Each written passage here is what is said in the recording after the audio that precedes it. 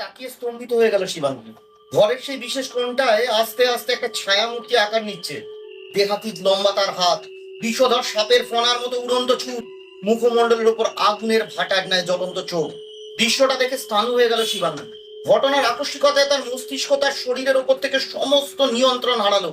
ছায়ামূর্তিটার হাতটা ক্রমশ বর্ধিত হচ্ছে তার দিকে।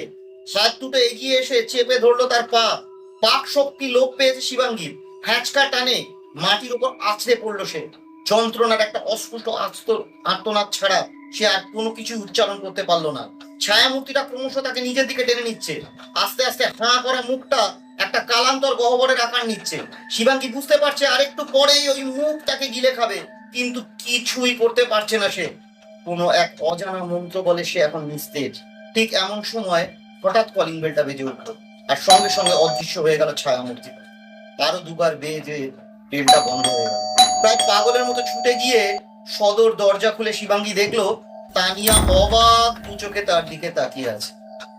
দু চোখ দু হাতে সমুদ্রে ভেসে চলা নাবিক যেমন জাহাজের ভাঙা অংশ আঁকড়ে ধরে, তেমন ভাবেই তানিয়াকে জড়িয়ে ধরলো শিবাঙ্গী। ক্ষত বুদ্ধি হয়ে দাঁড়িয়ে রইল তানিয়া।